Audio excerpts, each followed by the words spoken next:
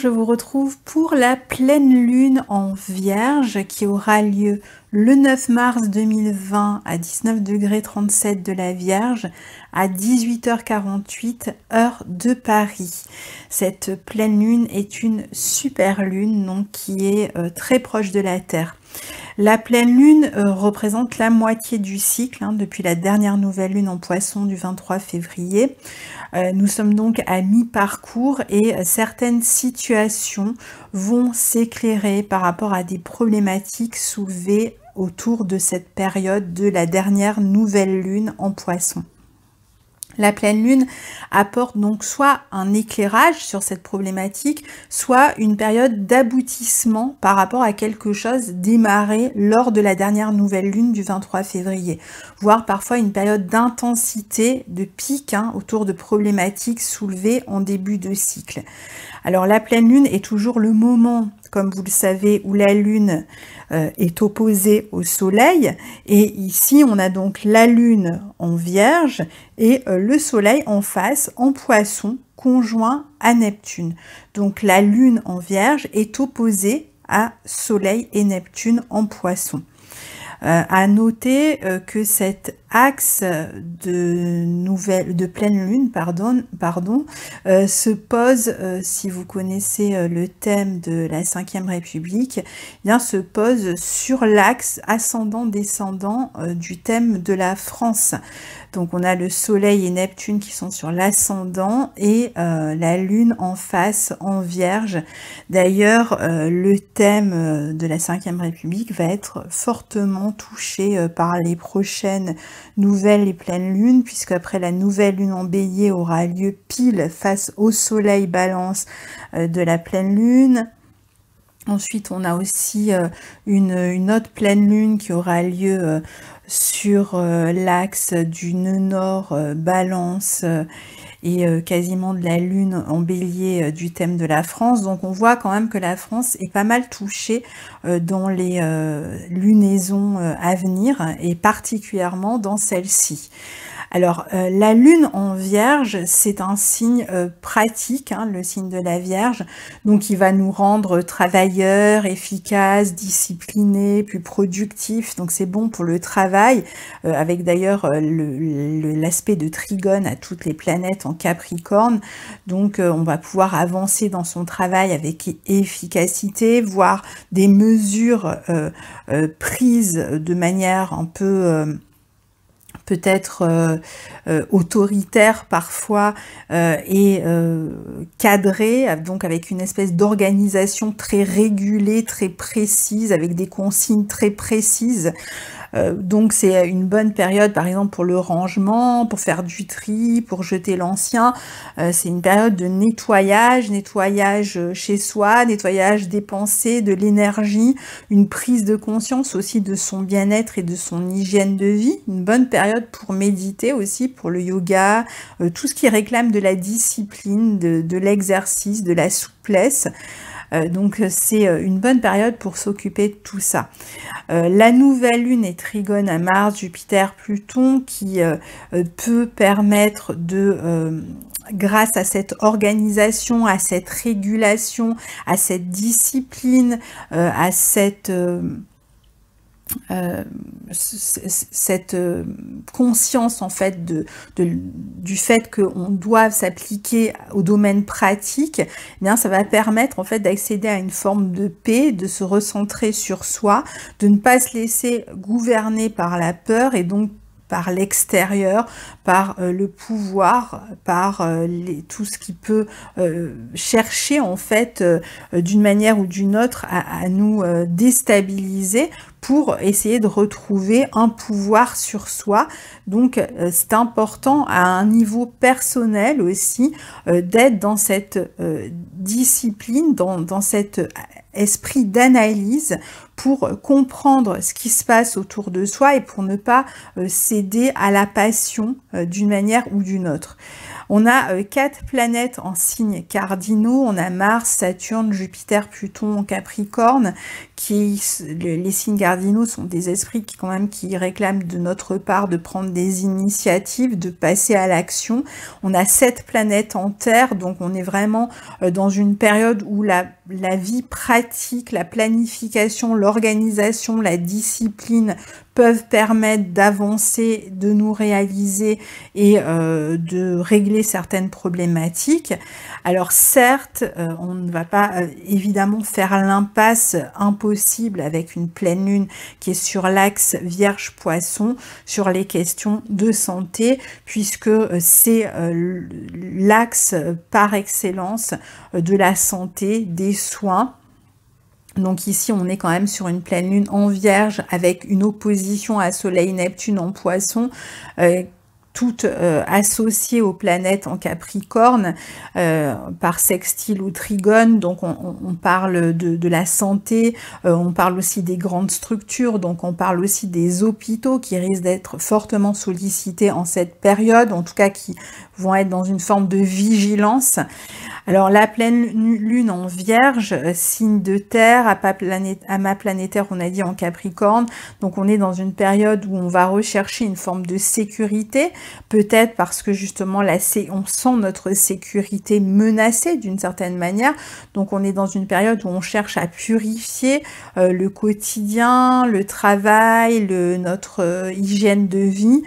On est vraiment donc dans les suites de cette dernière nouvelle lune et vraisemblablement sur une période d'apogée par rapport à cette dernière nouvelle lune, d'acmé si vous voulez, qui va être très axée sur le quotidien et la vie pratique que l'on doit aborder autrement, différemment, puisque Mercure qui maîtrise cette pleine lune est en Verseau, en aspect de son maître Uranus. Donc on parle de communication différente, d'une nouvelle manière de penser, d'aborder certaines situations, mais aussi d'une nouvelle manière de nous relier à l'autre avec la conjonction Vénus-Uranus qui peut indiquer justement des changements dans notre vie relationnelle à cette période-là.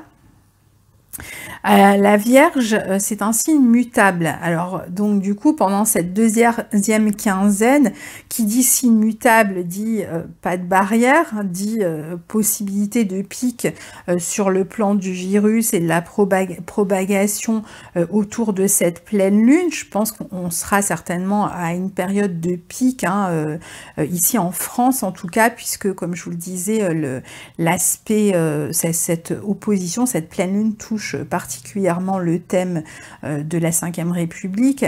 Donc à mon avis, on sera autour d'une période de pic, autour de la pleine lune.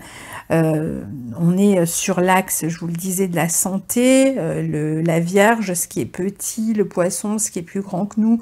On est dans des signes mutables, donc dans des signes de fin de quelque chose. C'est des signes de fin de saison. Donc on arrive à la fin avant ce renouveau dont on parlera la prochaine fois en Bélier. Donc dans une période vraiment de nettoyage, une période aussi où il va falloir s'adapter à certaines circonstances. Les signes mutables réclament une certaine capacité d'adaptation, peut-être une période d'inhibition aussi, alors de protection avec le signe de la Vierge. On est donc dans une période où l'on fait plus attention au niveau de la santé, avec des mesures de protection, bien sûr, on ne peut pas ne pas en parler, comme je vous le disais, il y aura sans doute encore des mesures de restriction qui vont se poursuivre dans ce signe de la Vierge, comme on le voit avec des événements qui se déroulent en huis clos ou qui sont annulés ou écourtés pour éviter les rassemblements.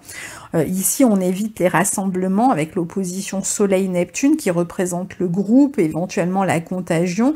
Et il peut y avoir aussi une sorte de parano générale, à tort ou à raison d'ailleurs, véhiculée par les médias, par l'image, avec ce signe du Poisson, qui fera qu'on va être inciter à rester en retrait.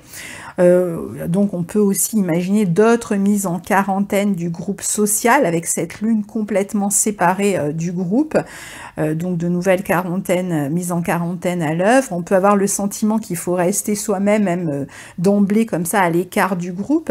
Il est vrai que cet aspect peut aussi faire craindre des contaminations plus rapides, surtout que Mercure, qui maîtrise cette pleine lune, est en Verseau, signe de la connexion à l'autre et donc d'une contamination qui peut s'étendre plus rapidement.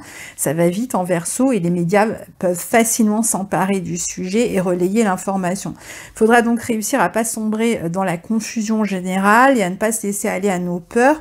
De plus, à un niveau personnel et pour sortir du sujet sanitaire, bien qu'il soit fortement accentué par cette pleine lune, à un niveau personnel, on peut avoir aussi des problématiques justement de mise à l'écart dans le travail, puisque la lune en Vierge parle aussi de travail. On peut ne pas aller travailler pour des problèmes de santé ou être soumis à une mise à l'écart dans son travail pour d'autres raisons. Ne pas se sentir inclus dans un groupe, peut-être qu'il peut y avoir des problèmes de groupe qui s'élèvent contre soi par exemple. Il peut y avoir toutes sortes de problématiques comme ça un peu médiatisées, de scandales un petit peu comme on a avec l'affaire Polanski, avec une espèce de groupe face à une autre personne, mais ça on peut le vivre aussi à un niveau personnel, des petits scandales personnels où on se sent comme ça à un moment donné en dehors du groupe, montré par le groupe. Dans la vie relationnelle, on peut être en proie aussi à une certaine confusion ici, ne pas trop savoir sur quel pied danser. Par exemple, ne pas toujours comprendre les intentions de l'autre ou des autres. Donc certains préféreront rester d'emblée en retrait. La pleine lune, qui d'habitude génère un éclairage, a plutôt tendance ici à jeter le trouble. D'ailleurs, la lune en Vierge, c'est une lune discriminante, donc qui va être capable d'un côté d'analyser, de bien traiter l'information, de se servir de son esprit d'analyse. On a besoin de se servir ici de l'esprit critique, de l'esprit d'analyse pour régler certaines questions, mais qui peut aussi parler d'une critique qui est faite envers quelqu'un qui va être discriminé, qui va être justement mis à l'écart du groupe, c'est aussi ça dans l'autre sens.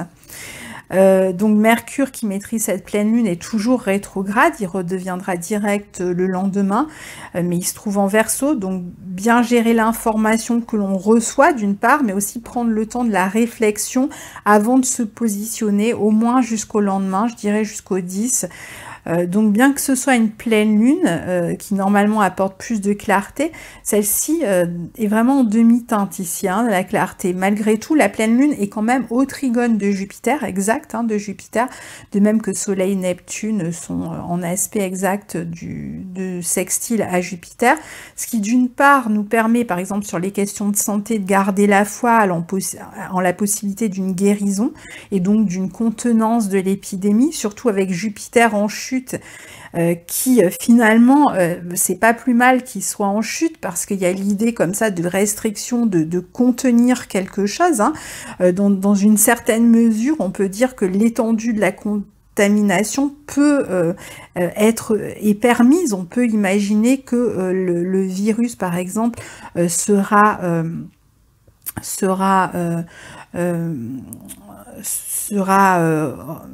réduit en fait, que l'étendue sera réduite, qu'on va circonscrire, si vous voulez, son périmètre d'expansion, puisque l'aspect Jupiter à Neptune pourrait aussi laisser penser à un aspect de guérison ici, puisque Jupiter est en bon aspect de la lune, du soleil. En général, c'est quand même... Alors, c'est vrai que on peut toujours craindre avec un aspect Jupiter-Neptune, justement, davantage de contamination. Mais bon, le fait que Jupiter soit finalement en chute et en Capricorne, pour moi, donne l'idée qu'on va pouvoir poser des limites en fait à cette étendue, et alors peut-être dans le temps, peut-être que c'est un phénomène qui va prendre quand même du temps, mais je pense que ce sera possible. Et puis bon, là il y a quand même une note d'optimisme hein, avec Jupiter. Il y a aussi l'idée de garder foi, hein, parce que c'est la foi ici, Jupiter-Neptune, Jupiter à Soleil-Neptune, ou à la Lune de l'autre côté. C'est aussi l'idée de garder foi en la possibilité de contenir cette contamination grâce par exemple à des mesures de restriction, de protection, avec Jupiter en Capricorne, hein, un signe quand même qui est lié aux frontières, aux limites, aux murs, et donc aussi au confinement, mais aussi à la protection et à le fait de contenir les choses dans un espace limité.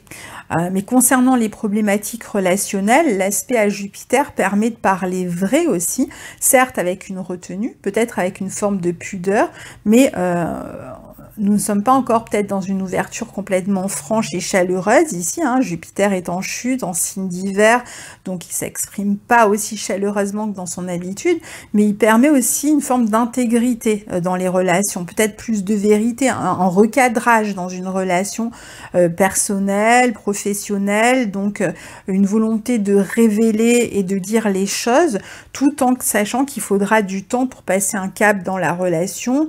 Il peut y avoir donc justement dans la vie, que ce soit professionnel ou relationnel, l'idée là aussi de contenir quelque chose, de poser des limites à un supérieur hiérarchique, à son patron, ou à poser des limites même à son travail si on a tendance à trop en faire, et donc de prendre un petit peu de temps pour soi, de recul, ou dans une relation personnelle, amicale par exemple, hein, puisqu'on a une conjonction Vénus-Uranus, les relations amicales peuvent être touchées aussi pendant cette période.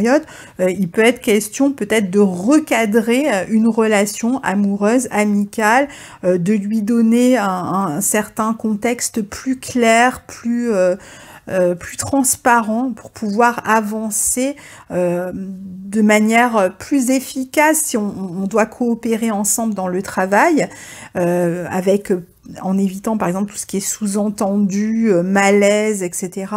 Et d'un autre côté, dans des relations amicales, peut-être pour repartir sur une relation plus constructive s'il y a eu des problèmes ces derniers temps. D'ailleurs, certaines vérités pourraient causer aussi de la déception, ou pourraient donner le sentiment qu'une relation soit arrive à terme, soit qu'elle ne peut pas en fait avancer avec la même naïveté. Donc il y a une espèce de lucidité en fait qui va arriver ici avec ces aspects qui peut être intéressante aussi, parce que on peut être déçu parce que le côté un peu rêverie, imaginaire, naïveté, idéalisme, etc. est recadré. Et donc en même temps ça va faire du bien à la relation, parce que ça va permettre à la relation de repartir sur de bonnes bases. Donc c'est bien d'être dans cette énergie-là parfois aussi, pour savoir où on en est avec quelqu'un d'autre. Alors certains pourraient avoir le sentiment, comme je disais tout à l'heure, d'un rejet ou un sentiment d'abandon qui est réveillé par cet aspect. On peut avoir à soigner ce type de situation. Peut-être que le sentiment de rejet ou de dépendance, etc., a été en amont de la situation que vous êtes en train de traiter maintenant. Il y a eu ce type de problème, et là vous cherchez à justement communiquer sur ces questions-là avec l'autre, en sortir guéri. Il peut y avoir des questions de pardon qui sont à l'œuvre, de communication, mais il faut vraiment essayer ici d'avancer en ne reproduisant pas les mêmes erreurs. Il faut vraiment avancer en étant absolument réaliste par rapport à ce que l'on peut attendre de l'autre, de soi, et donc peut-être poser certaines limites, même si on reprend une relation, qu'elle soit amicale ou autre avec quelqu'un, poser quand même certaines limites pour éviter qu'à nouveau il y ait des débordements par la suite. C'est de toute façon une période quand même de sobriété dans les relations, dans nos comportements, donc mieux vous laisser passer un peu de temps ici. Dans toutes les situations que je viens de citer, hein, qu'elles soient de santé, personnelle, amicale, relationnelle, professionnelle, c'est un moment où il va être important quand même de garder la foi en une amélioration possible, peut-être lente de la situation, qui peut réclamer des sacrifices, des restrictions, mais pour moi, il y a quand même l'idée de lendemain meilleur ici, donc ça va être important de garder cette foi. Mercure qui maîtrise cette pleine lune est donc rétrograde, je vous le disais tout à l'heure, en Verseau, au sextile de la conjonction Vénus-Uranus en Taureau. Mercure en Verseau va chercher des idées, peut-être dans des situations du passé qui ont eu du succès, ou en tout cas des idées techniques aussi pour améliorer la situation, pour sortir éventuellement d'une impasse. On va aller voir du côté des innovations, des inventions, ce qui pourrait aider aussi à sortir d'une situation. Donc on peut penser qu'ici il y a des nouvelles solutions qui sont trouvées pour régler des problèmes, donc justement encore une fois pour avancer autrement dans ces situations. Donc il y a éventuellement un temps de réflexion qui peut être nécessaire pour sortir d'une crise relationnelle ou sanitaire.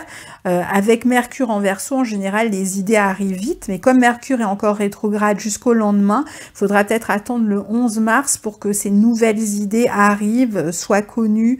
Mercure peut être aussi compris d'une autre manière, hein, soit pendant qu'il est rétrograde, la période par exemple de transmission d'un virus est contenue, limitée, et une fois qu'il redevient direct, comme il s'avance vers le sextile à Uranus, il peut y avoir davantage de contamination, ou alors il peut y avoir peut-être un manque de solutions pendant que Mercure est rétrograde et des idées scientifiques, techniques, modernes ou ce genre de choses pour répondre à la situation qui arrive une fois que Mercure redevient direct le lendemain.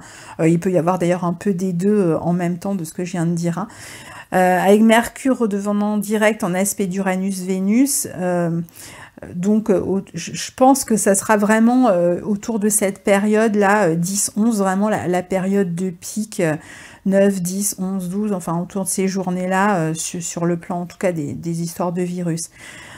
Pareil pour les situations personnelles, avec Mercure redevenant direct, eh bien la communication va s'accélérer, on peut retrouver une forme de liberté quant à une situation qui nous occupait l'esprit, on se libère d'une relation ou encore on repart plus librement et de manière plus décomplexée sur de nouvelles bases, on peut accéder à une meilleure compréhension, à plus de communication douce et aimante aussi avec l'autre, hein. Donc pour moi il y a vraiment des solutions qui arrivent là, hein, solutions côté sanitaire, côté relationnel, côté professionnel. Il y a vraiment la possibilité d'un retour à la communication. Alors Mercure au sextile de Vénus-Uranus peut aussi nous aider à devenir plus indépendant, plus amical dans la relation à l'autre. Donc c'est peut-être ça aussi la solution, le secret, c'est aussi de retrouver une forme d'indépendance, de liberté d'action, de liberté de penser aussi, hein. Alors là, ça vaut vraiment par rapport aux médias. Alors moi, c'est vrai que j'ai pas la télé, donc je suis pas vraiment consciente de à quel point on peut être asséné par ces questions-là. Mais rien que par l'ordinateur, le téléphone, déjà je trouve, voilà, ou la radio, je trouve que c'est déjà beaucoup trop, donc j'imagine en plus si on a la télé et qu'on regarde les infos en boucle. Donc là, il y a aussi l'idée peut-être d'une forme de solidarité, d'être plus conscient des liens qui nous unissent aussi tous, hein, de nos relations à l'autre, hein. C'est un aspect type de solidarité, cet aspect de Mercure à Vénus, Uranus comme ça, hein. Donc un aspect aussi de réconciliation entre les personnes. Alors, par exemple, des personnes qui auraient une problématique en ce moment de différence à régler, différence d'âge, de culture sociale ou ce genre de choses, il peut y avoir la possibilité de retrouver un contact, de redémarrer le contact et d'essayer de se comprendre les uns les autres aussi. Il peut y avoir des belles manifestations amicales entre les êtres ici, peut-être un regain d'amitié, de solidarité. Vénus vient d'entrer en Taureau, son signe, hein, il est donc elle est en domicile dans son signe. À la base, elle apporte un sentiment de sécurité, de douceur dans la vie relationnelle, plus de stabilité aussi quand elle est en Taureau. Mais c'est vrai que là, à peine rentrée, elle rencontre Uranus à l'entrée du Taureau, dans une énergie très différente qui vient un peu dénaturer notre Vénus ici, qui peut certes apporter de belles surprises, des rencontres sur le plan affectif, amical, vraiment des belles manifestations de joie, de retour, de réconciliation, de belles étincelles dans la communication, mais aussi un peu déstabilisante parfois, alors il peut y avoir même des coups de foudre aussi, mais un peu déstabilisante par rapport à des certitudes que l'on pouvait avoir, surtout que la conjonction est quand même carrée à Saturne, donc on a toujours cette notion de distance, de mise à l'écart dont on a déjà parlé, donc peut-être des réconciliations avec des personnes de qui on s'est distancé ces derniers temps, peut-être que on avait pris un peu le large par rapport à certaines relations et qu'ici il va y avoir la possibilité de reprendre une communication un peu plus joyeuse. Et c'est vrai que l'aspect Vénus-Uranus au carré de Saturne peut aussi faire penser au fait d'éviter les rassemblements, par exemple, hein. Il y a un peu d'instabilité émotionnelle, matérielle, même des craintes hein, sur le plan économique, je pense, pendant cette période. Donc voilà, on va vraiment avoir affaire ici à beaucoup d'informations, même au niveau des médias, une forme de bouillonnement médiatique, beaucoup de stress aussi issu de ces informations. Avec cette nouvelle lune, on est vraiment dans la fin de l'année astrologique, hein, donc on est sur la fin de quelque chose, on peut s'attendre même à la fin de quelque chose d'important là, qui va arriver d'ici, enfin dans cette deuxième partie de cycle lunaire. Alors pour terminer, on a Mars qui avance vers une conjonction à Jupiter qui sera exacte le 20 mars. Donc on peut imaginer que c'est un bon aspect, la conjonction Mars-Jupiter. En général, ça permet à une initiative, un dénouement heureux. Il peut y avoir une action entreprise concrètement qui va faire remonter la confiance. Hein. Peut-être que vous allez regagner confiance dans une situation personnelle. Il peut y avoir aussi un regain de confiance à un niveau plus important, des initiatives qui payent, qui sont suivies de résultats positifs, des actions qui vont être entreprises quand même sur le long terme, mais qui permettent de retrouver foi dans l'action. Ça peut parler aussi de courage, hein, qu'on va devoir, dont on va devoir faire preuve dans cette période-là, mais je pense que des limites ici qui pourraient être payantes, donc des actions qui auront été entreprises et qui pourront être payantes, satisfaisantes finalement sur le long terme. Donc voyons un petit peu ce que va nous apporter cette deuxième quinzaine. Que je vous souhaite la meilleure possible et on se retrouve très bientôt. À bientôt, au revoir.